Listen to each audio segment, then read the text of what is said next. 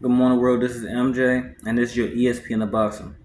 Like, comment, subscribe. This is your extended version of the Shakur Stevenson ESPN card, July 6th in Newark, New Jersey.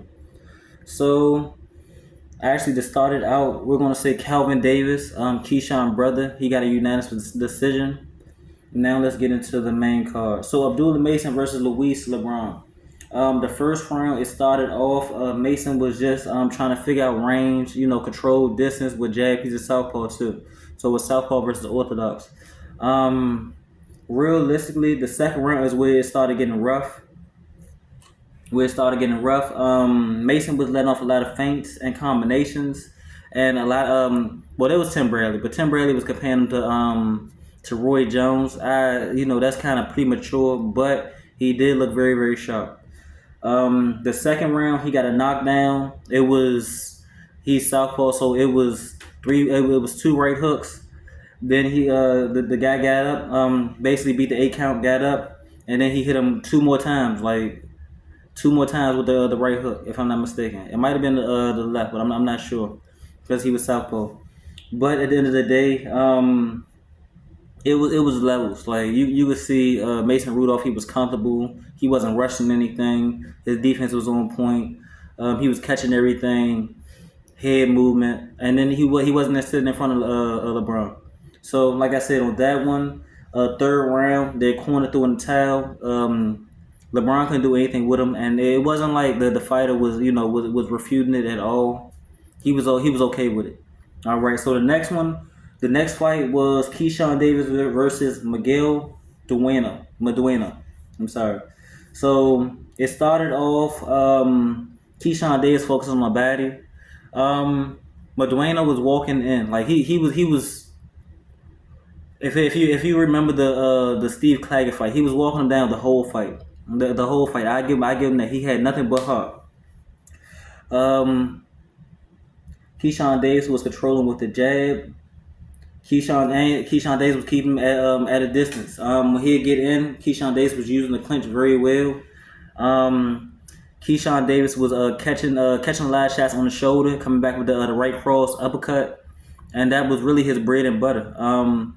Besides really going to the baddie, because one thing I say is Keyshawn Davis, like when he gets a lot of leverage with his punches. So at one point going into the sixth round, I had it 4-2 Davis. And then the other thing, of course, you can't go at 100 miles per hour the whole fight. So Keyshawn Davis was taking off rounds, picking his shots, at certain rounds. But when he was picking it up, he was definitely picking it up. The seventh round started getting a little messy. I'm not gonna say dirty, but at the end of the day, that's what it was. Like Keyshawn Davis was trying to get time, so he's doing veteran moves. Maduëno didn't like it. It was a situation in between the rounds where Keyshawn Davis smooched Maduëno. Maduëno came back and tried to throw like a sucker punch and hit the ref. It's a saying. Whoever throws the first punch never gets caught. It's always the second person. So it's one of those. Eventually, Keyshawn Davis started, going to the baddie more, throwing it up because he didn't stop him though. But like I said, it was a good showing for him. It was a step up fight. It showed that at the end of the day, Keyshawn Davis gonna do whatever he has to do to win. Like I said, it went 10 rounds. It was a good fight. Majority decision, Keyshawn Davis. So this is where the controversial fight comes in. So you had O'Shoquie Foster versus Conceias for the WBC 130-pound weight. I thought O'Shoquie Foster did enough. And when I say did enough, I thought he looked like, excuse me, Mayweather versus anybody. You could say a broke down version. Mayweather's Mayweather, but at the end of the day, his shoulder roll, he was using feet. So Conceias wasn't really hitting him with anything. And if he was throwing anything, it'll fall short, like really short. Even though Foster would end up on the ropes, he'd use the ropes to his advantage. Like, you see what I'm saying? He used like a lag to come back, cross, bounce off, roll, and get back in the center of the ring and make Conceias come find him again. So I don't understand. It's a lot of people that saying they robbed him. I really felt like they robbed him. Like I told you, I felt like it was 11-1. I'm gonna give you the scorecards of what the judges got. So one judge 115, 113, Conceias, 119, I think 110 Conceias, and 116, 112 Conceias for a unanimous decision. I don't agree with that at all. O'Shoquie Foster was controlling with his jab. his defense was his shoulder roll and his feet. So Conceias had to be is a fighter that has to have both feet on the ground to throw punches. Yeah, he went got gold in the Olympics from Brazil, but at the end of the day, like I don't know what the reason was behind it.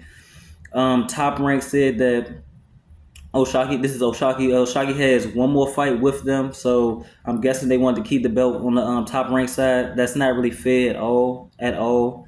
Um, but yeah, that was a shock. Like O'Shoquie Foster nickname need to be a shock. That was a true shock. That was sad for the sport. All right, so let's get into the main event. The main event: Shakur Stevenson versus Artem. Um, Shakur Stevenson basically did exactly what I thought he was going to do. He took 2 rounds to download the information, see what Artem was going to do. At first, Artem was coming in with the I'm not gonna say I can't remember the name of the style, but at the end of the day, it's that amateur style where I'm jumping in, I'm stepping in, I'm stepping out, I'm stepping in, I'm stepping up. I'm doing that. I'm trying to confuse you.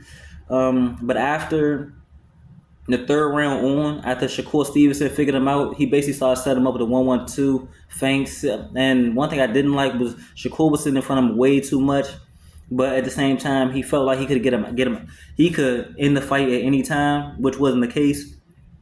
Excuse me. It was certain points where Artem would start running, and when I say running, I'm saying if you remember what people say De Los Santos versus Shakur was doing, he was doing one of those. Like he'd be in front of him, he'd be trying to use because at the end of the day, Shakur was walking him down. Kool-Aid smile walking him down. So it was jab, go to the body, go to the body. That's another thing. Artem did not like that body work at all. Every time he hit him on the belt, Artem would say it was low. But like I say, like Shakur Stevenson, to me, he didn't look bad at all. Shakur Stevenson, like I say, he was hurting him to the body. The 9th round on, Shakur Stevenson started letting his combinations go a lot more. I just wish from the first round he would have did that. He did pick up the pace. I'd say probably after the 5th round. But third on, I wish Shakur just would have picked up the pace and focused on the body and finished up top. If he would have did that, I felt like he could have got Artem out of there. But Artem, like I said, he was there to survive, not to fight. So, and once again, Shakur Stevenson won unanimous decision. Great night of fights. Like I say, O'Shoquie Foster that stole the cake, not because of the fight itself, but because of the robbery.